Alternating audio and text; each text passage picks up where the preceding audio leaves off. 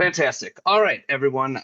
Realize it's late for you guys, late over here too. So I'll try to keep this pretty quick. My name is Sean Dempsey. I'm with the United States EPA. I'm out here in Washington, D.C., work with the Office of Water. This presentation will be an overview of effluent limitation guidelines and just touch briefly on 40 CFR 435 subpart E. Quick disclaimer, the views expressed in this presentation are those of the author and do not necessarily represent the views or policies of the United States Environmental Protection Agency. So on this presentation, I'll give a quick Clean Water Act 101, Effluent Limitation Guidelines 101, and as I said before, touch on 40 CFR 435 subpart E, talking about kind of the definitions of the rule as it stands now, and then next steps to a rule revision, and then we'll address any questions. So in 1972, Clean Water Act established two national programs to control pollutant discharges, wastewater from industrial sources. For direct dischargers, meaning those that discharge directly into the waters of the U.S., it established the National Pollutant Discharge Elimination System, or NPDES. And for indirect dischargers, meaning those that discharge to a sewer system, it established the National Pretreatment Program. So if any industrial wastewater is discharged directly into the waters of the US, an NPDES permit is required. If an industrial wastewater is discharged into a sewer system, a permit is required from a pretreatment program.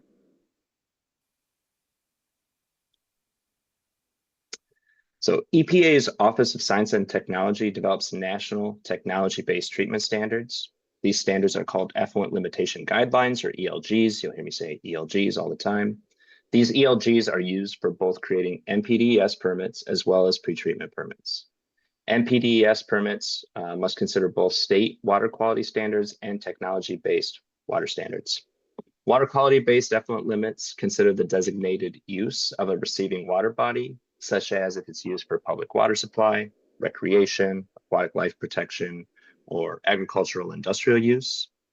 Technology-based effluent limits are based on the performance of available treatment technologies. Technology-based limits, so I get a little highlight here, what we're talking about. Technology-based effluent limits are based on the performance, as I said. They do not require a facility to install an exact technology, but they must meet a numeric limit based on what those technologies can achieve. Technology-based limits are developed by EPA for each industrial category under the ELG program. On the right side, I have our national pretreatment standards for indirect dischargers, or those who discharge into a sewer system. These standards consider technology-based standards and set local limits. Indirect dischargers must be permitted under a pretreatment program, usually by the POTW, Publicly Owned Treatment Works, or sewage treatment plant, all the same kind of thing. Moving on.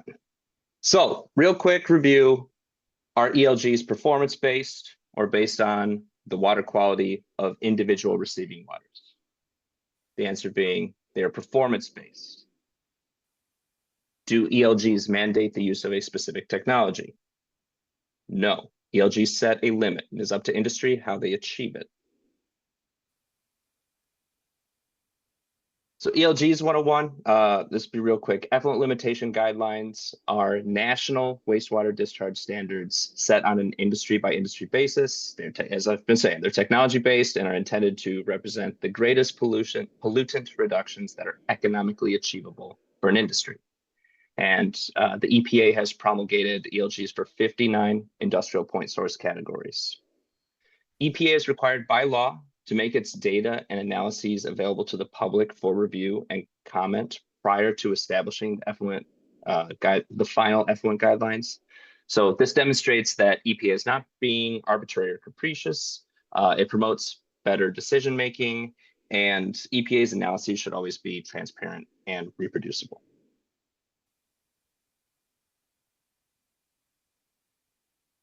So there's four major elements that go into developing an effluent guideline. First being data collection. So we'll look at publicly available information. We'll try to get technical and financial surveys, and we'll inspect production processes and wastewater treatment systems. We'll also probably do wastewater sampling and meet with industry and other public stakeholders. It's also a technology assessment where there'll be wastewater characterization and a look at technology performance. We'll consider subcategorizations. We'll look at regulated pollutants, and we'll consider feasibility and the cost to install new technologies and process changes. We'll look at pollutant reductions associated with new technologies and process changes, and we'll perform statistical analyses to derive effluent limits. There'll also be an economic analysis. So we'll consider economic achievability, do an analysis of market effects, and look at cost effectiveness. We'll consider weigh in the value of environmental and human health benefits. And finally, an environmental assessment where we look at pollutant transport and exposure pathways, consider hazards, looking at national and local impacts, and weighing in the benefits of the ELG.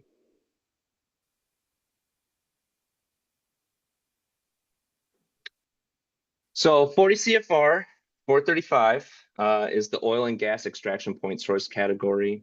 We're going to be talking about subpart E, the agriculture and wildlife water use subpart category. There's five total, and this is subpart E. So 40 CFR 435 subpart E was established in 1979 and has not been updated since that time. As the rule stands, discharge of produced water is allowed from onshore wells west of the 98th meridian, provided it has a use in agriculture or wildlife propagation. It is of, quote, good enough quality to be used for wildlife or livestock watering or other agricultural uses, and the water is actually put to such use during periods of discharge. It has a best practicable control technology limit, and that is simply oil and grease shall not exceed 35 milligrams per liter. Now, looking at revising subpart E, we're considering allowing discharge for additional uses beyond agricultural and wildlife propagation, those being uses in industrial cooling water, critical minerals extraction, power generation, etc. We're also looking at expanding it to more areas of the country, so not just west of the 98th meridian. We'll be developing effluent limits based on best available technology, recognizing that there's been a lot of changes in treatment technology and cost and its performance since 1979. Finally, we'll potentially dovetail it with the centralized waste treatment ELG to allow off-site commercial water service companies to treat and discharge produced water. So I said I'd keep that pretty fast. That's what it is. So from here, Jesse and I will be available to answer questions. Thank you.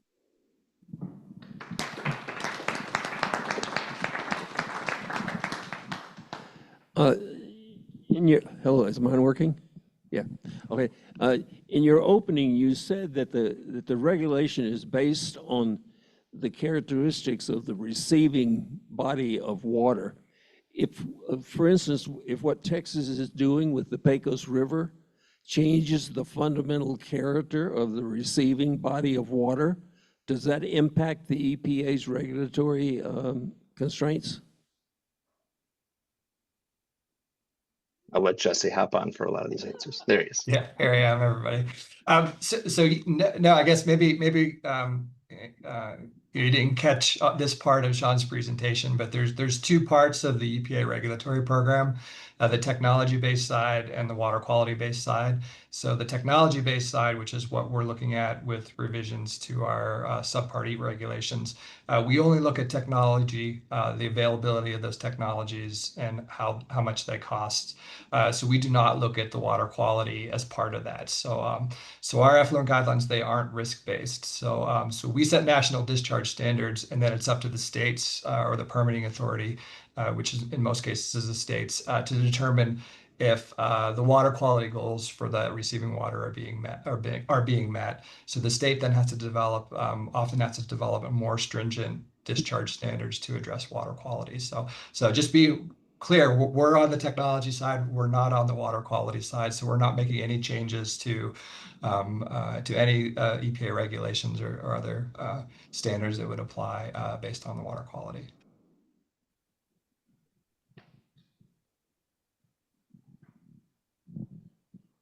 All right, Mike.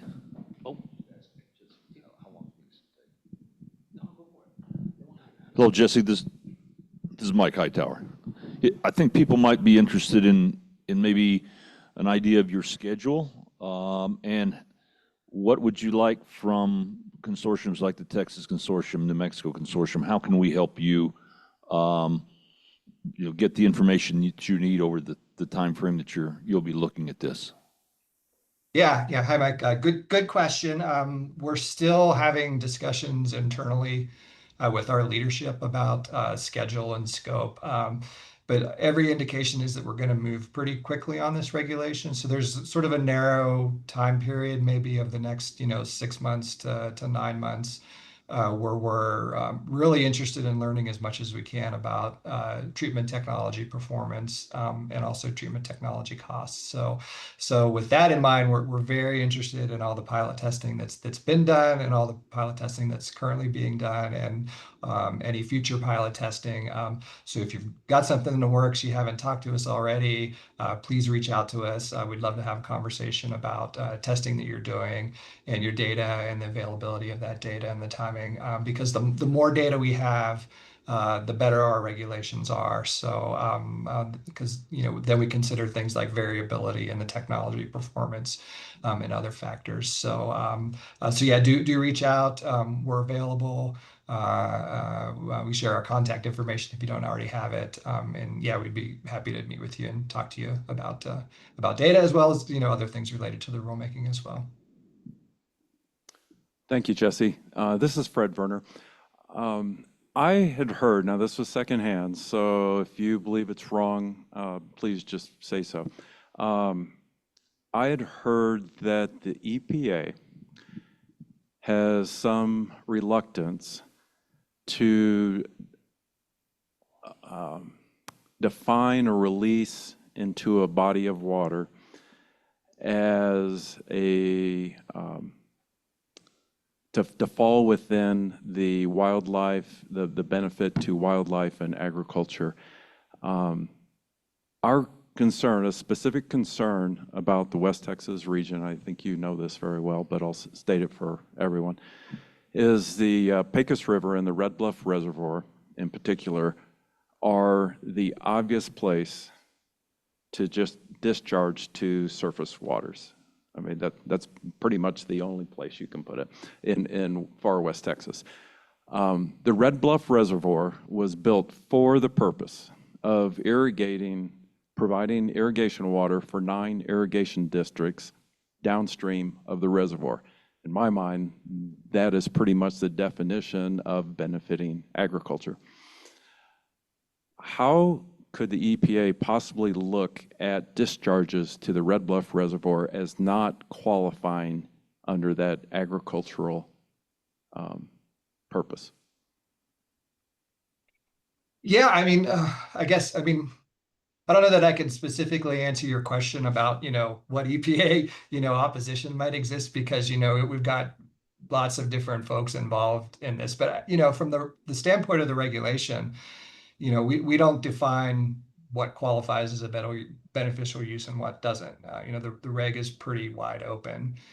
And if you look at permits that have been issued under Subpart E already, for example, in Wyoming, where the majority of those permits are, the state makes that determination. And, EPA has an oversight role in NMPWRC's permitting, but we don't approve, individual permit, so I think, I can't speak to what Region 6 is going to do in Texas. Region 6 has, oversight authority over any, discharges, NMPWRC's discharges in Texas, but, Texas delegated the program. They'll make decisions on, what's an allowable beneficial use, given the current definitions in the regulation, and then EPA will perform its oversight role. So, I haven't heard personally about any opposition to the permits. I think Region 6 is waiting to see the permits, you know, once Texas has completed their, you know, their work on that. But as far as we're concerned, you know, at least at the national level, the rule exists. You know, we're revising the rule to provide more flexibility, provide more opportunities for using produced water. We think it can be done safely given technologies. So we support, you know, issuing permits and people using that water. So hopefully that answers your question, or at least gives you some insight into, you know, what we're thinking at the national level. And we work really closely with all of the regions on these regulations. So hopefully that's helpful for you. No, that's a great answer. Thank you, Jesse. I guess my request would be, because it is a little gray, exactly what constitutes, and probably it always will be a little gray, what constitutes benefit to wildlife and agriculture, is maybe in the revisions of 435, you could clarify that? Okay, yeah, you know, we'll add it to the list of things we need to work on. I'll give you one example, maybe if you're, you know, folks aren't familiar how Wyoming is addressing this. Basically, Wyoming Fish and Game regulatory agency has basically said, because it's so dry in Wyoming where these discharges are, any discharge is going to have a beneficial use for wildlife, because, you know, antelope come down and they drink the water, or wildfowl use that water. So that's, you know, that's an approach that, you know, Texas might take as well. I'm not suggesting that, but I'm just letting you know what other states have done, and, you know, I think there's room for Texas to maybe provide some leadership and guidance as well as people move forward trying to get permit applications to try and, you know, maybe better define what those uses might be, you know, in West Texas. Is there antelope? Is there wild waterfowl? Are there fish? You know, other things. So just wanted to throw that out there as you know, a way some of the current states have been addressing this. All right, we have one question from online. What overlap exists between water quality and technology-based standards? I'll say often the water quality-based effluent limits are more stringent than the technology-based standards, and that's generally because when we're developing our technology-based effluent guidelines, we have to take into consideration factors such as economic achievability. So often, you know, you can often treat the water to a higher level than what's affordable for industry. So if you look across all of our, you know, Sean mentioned we have 59 industrial categories where we've developed technology-based discharge standards. For many, I'll say many of those industries, the technology-based standards are not that stringent, and that's because of the affordability issues. So if EPA were to set discharge standards more stringent than what's in those current rules, then likely a lot of those facilities, generally manufacturing facilities, wouldn't be able to afford to put in that treatment, and they would close down. So we set the discharge standards, you know, based on what technology can achieve with consideration of the economics. And in many cases, that's not stringent enough to meet water quality goals. So for example, if the receiving stream is a source of drinking water, then the permitting authority often has to set more stringent discharge standards than what you're going to see in the technology-based rule. So I'd say the water quality side often drives the effluent limits to a much lower level than the technology side. All right, one more from Melissa. Oil and gas is making more money than they have in their history in recent years. How is economic feasibility determined? Yeah, so yeah, typically, so we will do an economic analysis as part of this rulemaking, and that will factor into where we set the discharge standards. So, you know, it varies industry by industry, and we'll do robust data collection and you know, set the discharge standards. Like I said, considering the capability of technology with economic achievability. I'll note too, I mean, that's a general statement, but you know, it's not, there are differences across industry. I mean, if you look at Wyoming, for example, where most of the current subparty discharges are, a lot of those oil fields where they're discharging, they're very old. They produce a lot of water, not a lot of oil and gas anymore. So there's, you know, there's maybe not much room for improvement on the economic side for, you know, those smaller legacy producers. Obviously, that's going to be different for, you know, a larger company that's doing, much larger amounts of oil and gas development. So anyway, just a little, those are some of the things we'll have to do as part of the analysis, look across the industry and see if there's, variability and affordability across the different segments of the industry. All right, any more questions?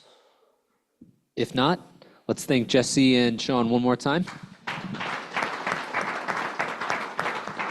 And thanks so much for sticking with us, guys. I know it's late over there, so appreciate it very much. And thanks to everyone else for being online, for all your questions.